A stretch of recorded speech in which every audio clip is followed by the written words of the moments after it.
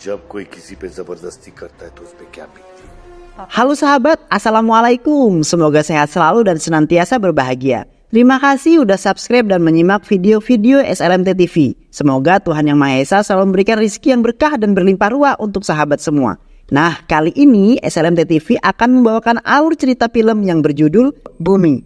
Film ini mengisahkan tentang seorang ayah yang bernama Arun yang akan melakukan balas dendam karena tak terima bahwa putrinya yang bernama Bumi diwek-wek oleh beberapa orang dan dipermalukan di hadapan masyarakat. Oke, penasaran dengan kisahnya? Langsung aja tanpa banyak basa-basi, ini dia alur ceritanya. हाँ लेकिन हाँ या ना।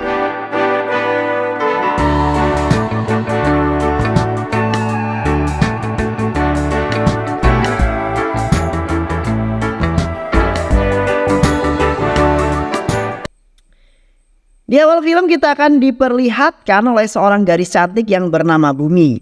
Seorang desainer yang merancang berbagai konsep untuk acara sebuah pernikahan atau bisa disebut dengan WO atau Wedding Organization. Karena pekerjaan itu Bumi sering sekali pulang dalam kondisi larut. Bumi sudah sedari kecil hidup tanpa kasih sayang seorang emak lantaran emaknya telah menjadi almarhumah saat Bumi masih bocil. Bumi dibesarkan oleh bapaknya yang bernama Arun. Oleh karena itulah Arun sangat menyayangi seorang putrinya yang tercinta. Arun adalah pemilik toko sepatu yang kalau malam sukanya mabok-mabokan. Arun hanya gemar sesekali mabok-mabokan setiap malam, senantiasa ditemani oleh sahabatnya yang bernama Taj. Bahkan Arun menganggap sahabatnya itu sebagai seorang saudaranya sendiri. Begitu pula dengan Bumi yang telah menganggap Taj seperti pamannya sendiri. Pada suatu malam Arun yang sedang mabuk bersama Taj membicarakan tentang pernikahan Bumi.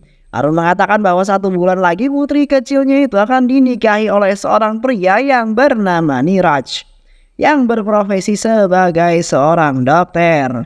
Di tengah obrolan itu, Arun yang baru saja tiba setelah seharian bekerja merasa kesal dengan kebiasaan ayahnya itu, yang selalu saja mabok-mabok sepanjang malam. Seperti biasanya, Arun dan Bumi memiliki suatu kebiasaan yang sangat unik, bahwa setiap Bumi pulang dari pekerjaannya, maka Arun akan masak dan menyuapi Bumi. Keesokan harinya, Arun pergi bekerja di toko sepatu miliknya. Arun kini menyiapkan kartu undangan untuk dibagikan kepada kerabat-kerabatnya. Tak hanya itu saja, untuk menyambut pernikahan putrinya itu, Arun bahkan dengan sengaja memberikan diskon 10% atas sepatu yang dijualnya itu. Di sisi lain terlihat seorang pemuda yang sedang dimarahi oleh kakaknya. Pemuda itu bernama Jetu. Kakaknya itu selalu memarahi Jetu lantaran Jetu yang selalu terlambat untuk menjemput dirinya. Jetu adalah tetangga Bumi, sekaligus orang yang selalu mengantarkan Bumi setiap kali bekerja. Jetu yang sering menebengi Bumi sudah menganggap Bumi sebagai saudaranya sendiri. Sementara itu terlihat Arun yang saat ini sedang mengantarkan undangan pernikahan Bumi kepada seluruh orang, termasuk kepada tetangganya yang bernama Visal. Visal yang mendapatkan kartu undangan itu tak mampu berbuat banyak. Dirinya memang mencintai Bumi, namun hanya bertepuk sebelah tangan. Visal mencintai Bumi, tapi Bumi hanya menganggap Visal sebagai temannya. Just friend aja lah ya kan. Jeju yang tahu tentang kisah asmara Visal meminta Visal untuk bisa segera move on dengan membuang foto-foto Bumi yang selalu dibawa di dompet miliknya. Di suatu hari Visal bertemu dengan Dauli yang merupakan saudara dari ibunya sekaligus pemilik bioskop yang bernama Bhagwan Talkies. Dauli adalah sosok pria yang suka menyakiti orang lain demi sebuah ambisi yang sangat luar biasa. Dauli mempunyai seorang anak buah ahli mentato yang bernama Gulam. Ternyata pada pertemuan itu Visal menceritakan kisahnya kepada mereka. Visal menjelaskan bahwa wanita yang dicintai hendak menikah dengan pria lain. Dauli yang mendengar hal tersebut merasa sedikit terkejut dengan apa yang baru saja Visal katakan. Dauli kemudian menyarankan agar Visal menyatakan perasaannya lagi kepada Bumi. Namun bila Bumi menolak cinta darimu, maka kami akan berusaha sekuat mungkin untuk membantumu mendapatkan Bumi. Keesokan harinya Visal melakukan apa yang disarankan oleh Dauli.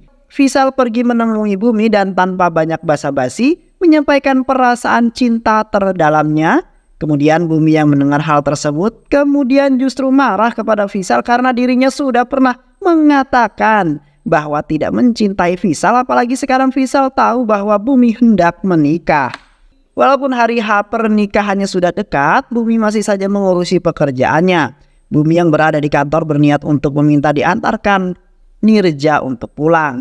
Tapi Nirja sedang sibuk dan tak bisa menuruti kemauan Bumi. Bumi pulang diantarkan oleh Jetu. Saat di tengah jalan, Bumi yang merasa sangat ngantuk berat meminta kepada Jetu untuk menaikkan kecepatan motornya. Tak lama kemudian Jetu meminta izin kepada Bumi untuk berhenti sejenak karena dirinya sudah gak tahan lagi mau pipis. Jetu pergi mencari tempat aman untuk pipis dan meninggalkan Bumi di motornya. Namun saat kembali ke sana, betapa paniknya Jetu melihat Bumi yang sudah menghilang. Ternyata Bumi justru diculik oleh Visal. Dauli dan Gulam Bumi disandra di bioskop Telkis milik Dauli. Bumi yang mungkin terpengaruh oleh obat bius kini kehilangan separuh kesadarannya. Mereka lalu memanfaatkan momen itu dengan secara bergantian mewik-wik-wik-wik bulu. Visal pembuka, Dauli pengisi, dan Gulam penutup. Mereka lalu meninggalkan Bumi di dalam bioskop tersebut. Beberapa saat kemudian Bumi mulai sadarkan diri, namun Bumi tak mengetahui apa yang terjadi pada dirinya. Bumi hanya mengetahui bahwa saat ini dia merasakan sakit yang luar biasa di Mr. V-nya. Bumi lalu terngangkang-ngangkang berjalan berusaha pulang ke rumahnya. Bumi seakan tak percaya dengan apa yang dialami oleh dirinya. Kesuciannya kini telah direnggut padahal pernikahannya sudah ada di depan mata. Istri Taj ternyata mengetahui gelagat Bumi yang berjalan dengan ngangkang. Istri Taj sengaja menemui Bumi dan meminta kepada Bumi untuk tetap merahasiakan hal itu. Jangan sampai ada orang lain yang mengetahuinya. Sebab bila ada yang mengetahui hal tersebut maka sangat mungkin bisa menggagalkan acara pernikahannya dengan Niraj. Singkat cerita, kini hari pernikahan telah tiba. Bumi tetap merahasiakan kejadian itu pada siapapun. Beberapa menit sebelum ijab kabul, Bumi memanggil Niraj untuk bertemu. Namun sesampainya di sana, Bumi malah menceritakan semua kejadian itu. Niraj yang mendengarnya seketika langsung syok tak percaya. Dirinya merasa lemas dan hancur. Niraj selalu menceritakan hal itu kepada kedua orang tuanya dan mereka kemudian memutuskan untuk membatalkan pernikahan ini. Ayah Bumi yaitu Arun merasa bingung. Dia mempertanyakan apa yang sedang terjadi. Kenapa keluarga besarnya tiba-tiba aja berjalan dan pergi meninggalkan acara itu. Tak lama kemudian Bumi lalu menjelaskan hal itu kepada sang ayah tercinta. Mengapa keluarga Niraj pergi meninggalkan acara tersebut. Arun yang kini sudah mengetahui alasannya langsung bergegas pergi bersama Taj untuk melaporkan kejadian itu pada polisi. Namun sesampainya di sana polisi-polisi perindapan yang gak pernah belajar akhlak di pondok malah mengabaikan kedatangan Arun. Mereka semua malah santuy menyaksikan pertandingan kriket di televisi. Arun yang merasa tidak dihargai kini mulai naik pitam. Arun bangkit dari duduknya dan langsung mengambil televisi itu, baru kemudian membantingnya ke lantai hingga membuat TV itu meleduk. Sontak hal itu kemudian menimbulkan sedikit keributan antara Arun dengan polisi perindapan di sana. Mereka kini mau gak mau harus menanggapi laporan Arun. Mereka menginterogasi Arun dengan menanyakan beberapa pertanyaan yang menjengkelkan. Hingga pada akhirnya mereka bertanya mengenai bagaimana kronologi perwik-wikan itu bisa terjadi. Polisi perindapan yang belum merasa puas atas jawaban dari Arun kemudian meminta izin untuk bertanya langsung kepada Bumi. Mereka semua lalu OTW ke rumah Bumi dan sesampainya di sana Bumi justru malah menghilang tak tahu kemana. Mereka semua bergegas mencari keberadaan Bumi hingga pada akhirnya salah seorang dari mereka berhasil menemukan sepatu yang dikenakan Bumi. Di lain sisi ternyata Bumi kembali diculik oleh Visal, Dauli, dan Gulam. Kini mereka membawa Bumi ke dalam sebuah hutan. Mereka sengaja menculik Bumi karena mengetahui bahwa ayah Bumi Arun sudah melaporkan hal itu kepada kepolisian. Kini Bumi mengetahui bahwa dirinya ternyata telah diwek-wek oleh Visal, Dauli, dan Gulam. Bahkan mereka dengan bangga menceritakan kejadian tersebut. Bumi berlari ketakutan menjauh dari hadapan Visal dan CS-CS-nya. Namun Visal, Dauli, dan Gulam kemudian menyiksa Bumi dan mempermainkannya. Bumi lalu sampai ke sebuah jembatan yang ternyata adalah jalan buntu. Bumi tak bisa pergi ke mana-mana lagi. Visal CS semakin mendekati Bumi. Bumi yang semakin takut memutuskan untuk kabur dengan cara melompat dari jembatan.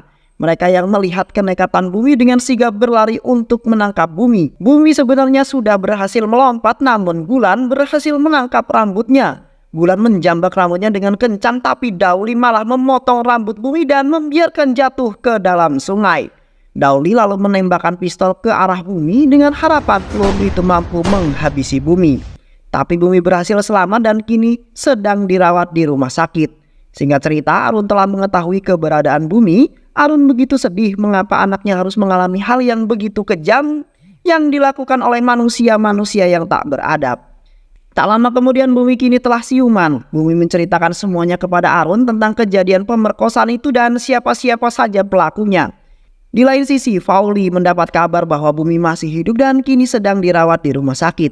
Beberapa waktu kemudian, kasus pemerkosaan Bumi kini sudah sampai pada meja persidangan. Dengan Visal, Dauli, dan Bulan yang menjadi tersangkanya, satu persatu saksi dihadirkan ke dalam persidangan, termasuk juga Niraj. Niraj yang turut menjadi saksi kemudian ditanyai beberapa pertanyaan oleh seorang wanita yang merupakan pengacara Visal CS. Walaupun pengacara itu adalah perempuan, tapi ia sekali tak memiliki hati nurani. Dia tak peduli dengan nasib yang menimpa Bumi. Uang membutakan matanya.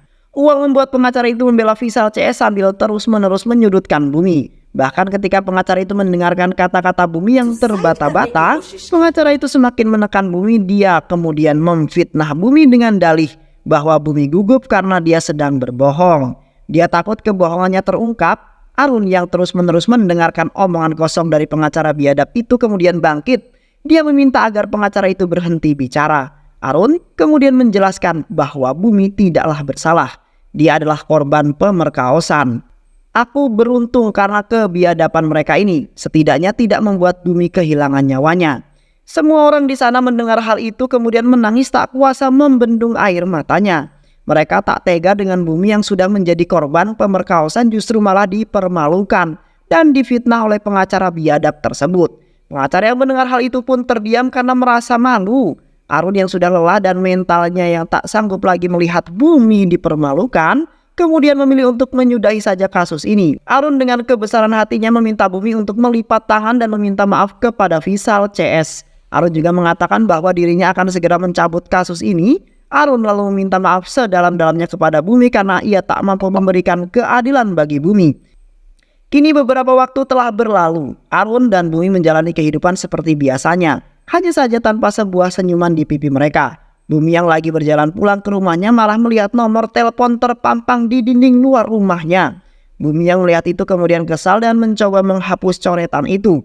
Namun secara tiba-tiba Niraj datang dan menghampiri Bumi untuk meminta maaf karena waktu itu dia telah membatalkan pernikahannya secara sepihak. Dia menyesal dan meminta Bumi untuk kembali melanjutkan pernikahan itu.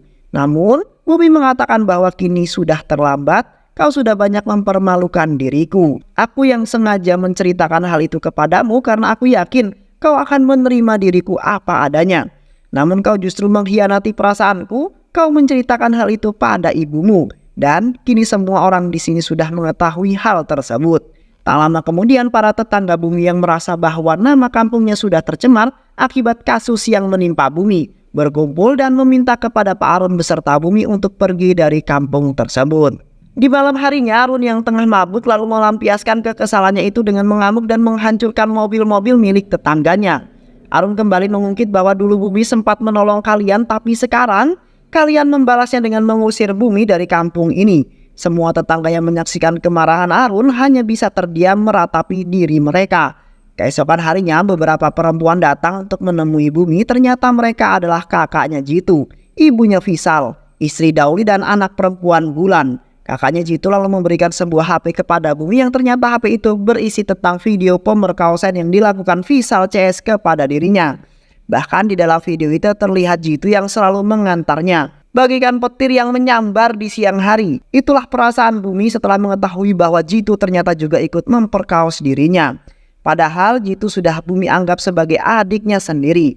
Tapi Jitu malah dengan tega ikut mewik-wik dirinya. Kakak Jitu dan wanita-wanita tadi yang merupakan keluarga dari para pelaku meminta maaf atas kelakuan anggota keluarganya tersebut. Tapi Arun yang kadung marah dan muak dengan para pelaku tersebut meminta agar keluarganya mereka semua untuk segera pergi dari rumah ini. Masya Allah sekali ya Pak Arun ini ya. Sangat lapang dada. Bahkan dia masih sangat sopan loh setelah mengetahui bahwa fakta tragis itu. Setelah mereka semua pergi meninggalkan rumah Bumi, Bumi meminta agar ayahnya membalas perbuatan mereka. Arun bahkan mengatakan bahwa bukan hanya aku yang akan membunuh mereka melainkan kita. Dan mereka pun segera melancarkan aksinya dengan bantuan Taj. Di lain sisi, para anggota keluarga pelaku pemerkosaan Bumi terus-menerus marah, protes dan meminta agar mereka menyerahkan diri ke polisi. Atau tidak, Bumi dan Arun akan segera memburu dan menghabisi mereka.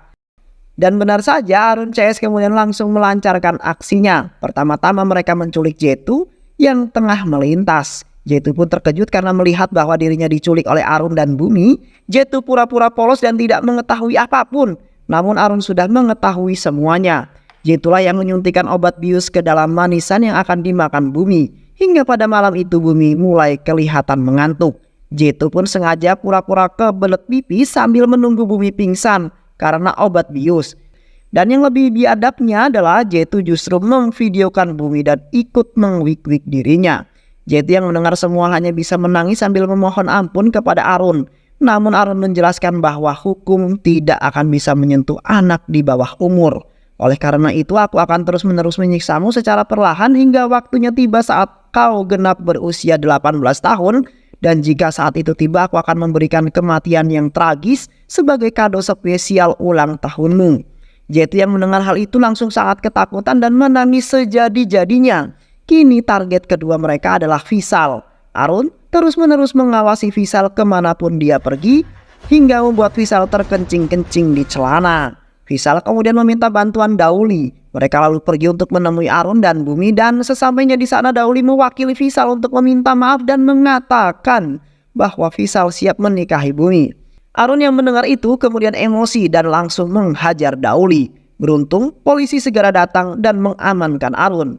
Arun kini dipenjara di sel tahanan. Tats yang mengetahui itu kemudian datang ke kantor polisi dan berhasil menjamin polisi agar Arun dibebaskan.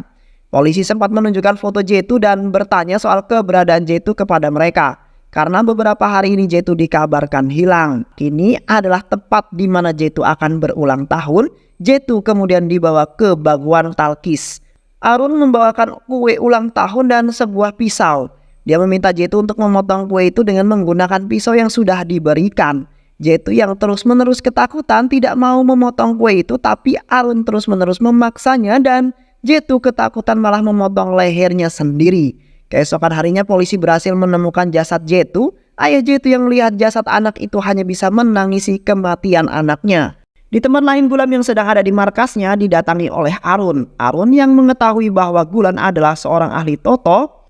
Seorang ahli tato berhasil menyudutkan Gulan dan mentato keningnya dengan tulisan pemerkosa sebelum dirinya dibuat pingsan oleh Arun. Keesokan harinya Gulan yang tak terima dengan perlakuan Arun datang dan melaporkan hal itu kepada Dauli. Di sana juga terlihat Visal yang masih trauma ketakutan dengan bayang-bayang Arun. Namun Dauli menegaskan kepada mereka bahwa dirinya akan menghabisi Arun setelah hujan ini selesai. Sementara itu di jalan, Arun yang sedang mengendarai motornya tiba-tiba dihampiri oleh polisi perindapan yang menangani kasus kematian Jetu. Usut punya usut, bukannya menangkap Arun, polisi perindapan ini ternyata datang untuk memberikan gantungan kunci milik Arun yang terjatuh di lokasi kejadian. Arun beruntung karena polisi perindapan itu telah mendapatkan hidayah. Dia mendukung aksinya Arun setelah mengetahui bahwa keempat orang itu termasuk Jetu adalah pelaku pemerkosaan Bumi. Tak hanya sampai di situ, polisi perindapan itu juga menjelaskan bahwa jika kau ingin berhasil membalaskan dendammu, maka kau harus berhati-hati dan jangan pernah meninggalkan satupun barang bukti. Singkat cerita, kini Gulan datang ke rumah Bumi dan menghancurkan segala barang-barang di sana sebagai bentuk kemarahannya. Gulan menghancurkan sebuah radio yang sangat disayang Bumi. Ternyata radio itu adalah radio peninggalan sang ibu.